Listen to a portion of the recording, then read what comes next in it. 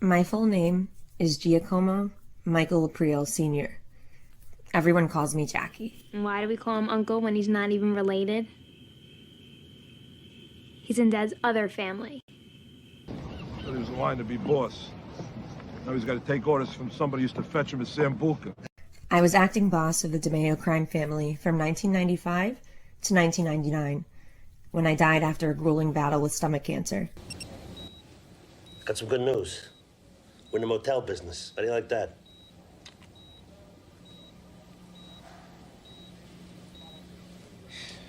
Died late this afternoon at St. Isaac's Hospital. I have a few things to say, so let me start here. Sure, I told Tony to watch out for Jackie Jr., to make sure he stayed in school and didn't get caught up with the wrong crowd or end up on the street being someone's errand boy when he could be at school making something of himself. It was too late for me, but not for my son, right? Let's do it before the crank wears off. Well, I figured once my older brother got out of the can that things wouldn't get easier. I figured he'd only encourage Jackie to get involved right away in this life. The good news? Richie didn't really fuck with Jackie or try to get him involved. The bad news?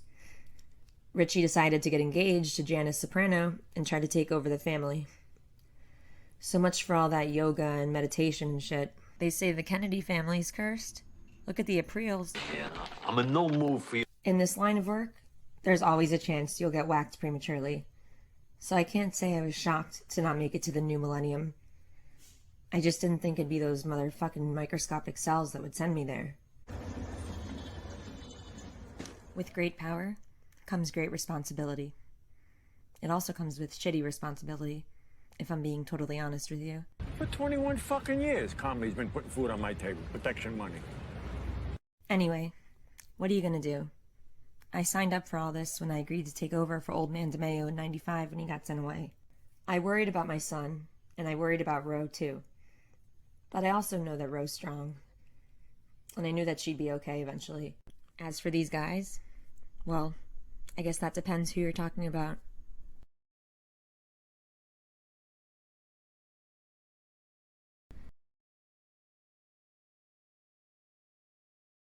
Larry Barisi, guest of the government. Jackie, you got a ruler?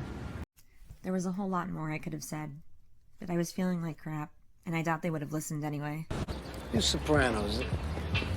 The kids who hit that truck, they make restitution to Junior. Done.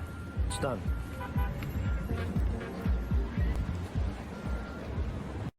But their stubbornness from decades ago was getting in the way of our business running smoothly. It was all about ego, not about stability. I may be acting boss while the old man's a guest of the government, but I wish somebody tell my bowels, because they don't obey. They couldn't keep their personal baggage away from the business. And how far do I go before I light a friggin' match under that hot-headed son of yours? Maybe I should name a successor. In a situation like this, where the guys at the top are swayed more by their personal family baggage than the smooth operation of our organization, they lose sight of what's happening on the street at that very moment. They're so stuck in their own heads that they don't realize they've become their own worst enemies. I do take issue with what Tony said about him caring more for my son than I did. That, yeah, knowing him and his family, that I didn't try to be a better dad to him than his own dad. God rest his soul. Even this thing they were telling me about with the hotel and the Jew and the divorce, I knew that was a bad idea. But honestly, I didn't have the energy to say anything. That's why I just told them I was getting tired. Poor Jackie. Look, they were gonna do what they were gonna do. I didn't want my last lucid thoughts to be about some shitty motel. I heard enough. Look, I'm getting kind of tired here. See you later, Jackie. All right. Thank you, right? Good night, Jackie. And look at these guys who were at my funeral. Dead. Dead. Dead. Also dead. Point is, he's got the title. He's a happy fucking camper. Yeah, knowing now we got a brand new lightning rod on top to take the hits. He becomes the boss, and then shortly afterward gets arrested, goes to jail, ends up on house arrest pending trial, which ends with a mistrial and another pending trial date. As long as you're guaranteed to keep the old font in line. That aged well. Tony figured it'd be easy enough to keep Junior in line. But, again, here we come back to the personal stuff. I still love that man. I'm his favorite nephew. See? Personal. Oh, and he also gets dementia. And not only was he not the boss, he lost basically everything. Oh, and then he shot Tony, too. Was the whole boss thing worth it for him? It doesn't seem like it. What about this guy here? I guess I can't answer that. Tony may have been right when he said I was a complicated man.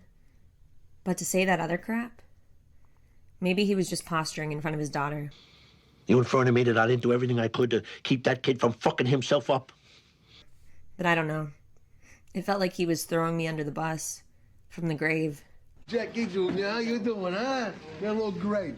Hey, Jackie, tell him what you told me in the car on the way over here. Come on, capital of Canada.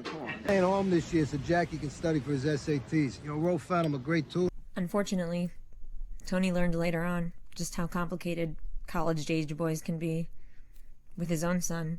Look at this place. 2 days before the Super Bowl and nobody shows up. I think I remember all my years married to Jack. What happened to him? The houses were not secure. Not the DiMeo, or Soprano, or Aprile. None of it.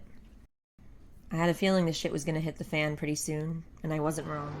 I at least thought they'd be respectful at my son's funeral. But look at him. Running all around like chickens with their fucking heads cut off. Junior! Junior, don't leave me! I felt really bad for Ro there.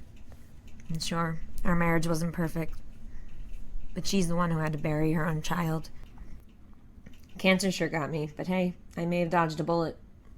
Not the kind that sends us right to the grave, but the kind that can stick us in a cell and make us want to go to the grave. Though I guess that depends on a lot of things and people.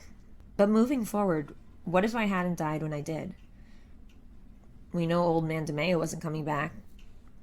Would these guys that ended up being rats have done something differently? I mean, besides puss. Apparently there was nothing Tony or I could do about that, as we all see. If I hadn't died when I did, Tony and Junior would have still been captains at the end of season 1. Would I have gotten arrested instead of Junior? Like I said, Puss would have still been a rat. But what about the others? What about Ray Curto? What about Jimmy Altieri? Who the fuck expected to get raped over here? I mean, when Jackie was acting boss, no one minded because it all evened out at the end of the day. But your uncle, Maron, does he eat alone? He doesn't even pass the salt. Would they have made the same moves? They mention how they're not getting paid well by Junior. They certainly had reason for grievances. Finally, what did you think about Jackie Aprile Sr.? I'd love to hear your thoughts. I'm at the World Trade Center.